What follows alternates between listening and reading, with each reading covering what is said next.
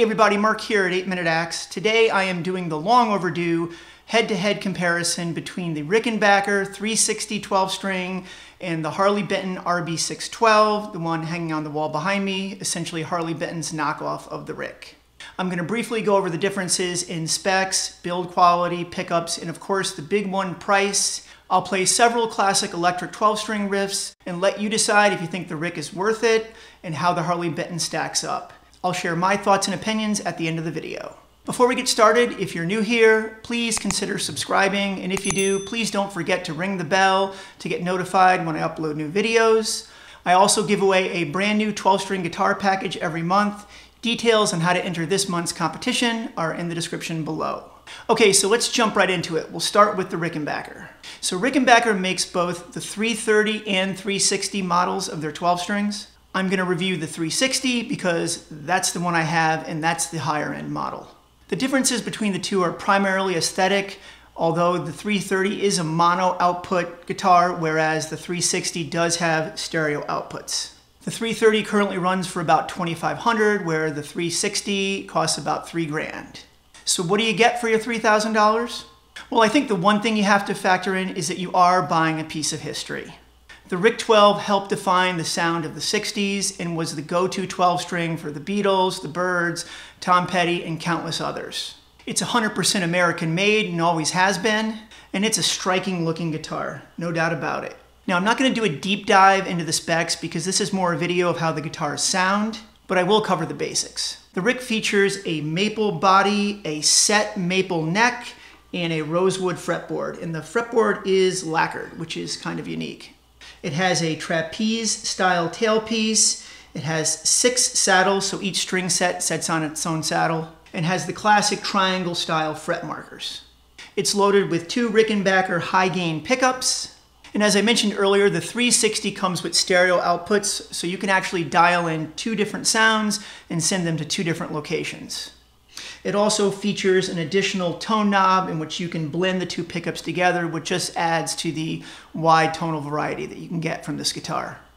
While the headstock may very well be my favorite headstock on any guitar of all time, I'm not a huge fan of the tuning peg configuration, the up and back tuning peg configuration.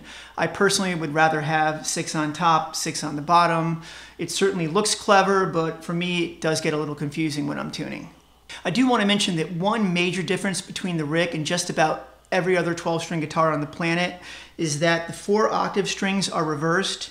So whereas on most 12-string guitars you have the octave string physically sitting on top of the lower string, this one is reversed, meaning that the lower string is on the bottom or physically sits on top. Now overall it doesn't really have a huge impact on the sound as long as you're striking the string sets correctly. All right, like I said, it's an absolutely beautiful guitar, no doubt about it. Let's have a look at the Harley Benton RB-612 now. Okay, so this is the Harley Benton RB-612. I did a full review of this guitar in a previous video. If you're interested, I will leave the link above, but let's cover some of the basics of this one. First of all, you'll notice that the body is much smaller than the Rickenbacker. Although it does pay homage to the Rickenbacker styling, I think this one actually has a cooler and much more retro look to it. The body is sapele and the neck is maple and also set, and it's a thermally treated maple fretboard.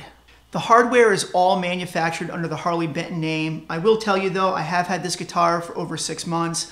I've played it a lot and I've had no issues with it, and it stays in tune remarkably well. The pickups are Artec Classic Mini humbuckers. It also comes with a trapeze tailpiece and 6 saddles. Harley Benton guitars are only available through the Thomann Company, which is a major music retailer based in Germany. So if you live here in the US, you do have to factor in shipping costs.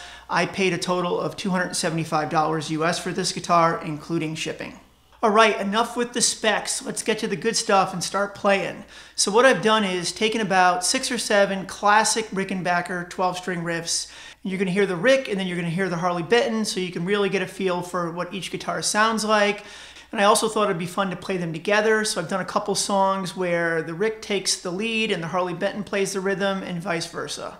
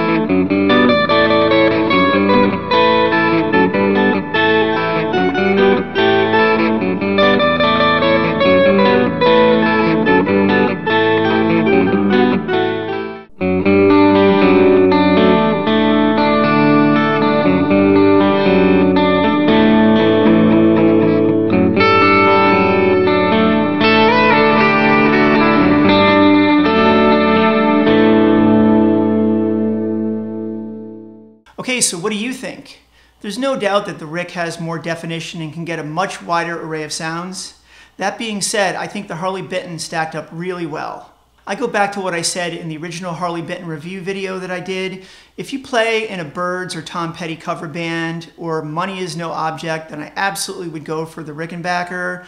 But if you're on a budget or you just don't play a lot of electric 12-string, I think the Harley Benton is more than good enough. For less than $300, the Harley Benton allows me to break out some classic Beatles and Byrds riffs when I'm in the mood. That's all I've got for today. Please don't forget to leave a comment and share your thoughts. I'd love to hear what you think.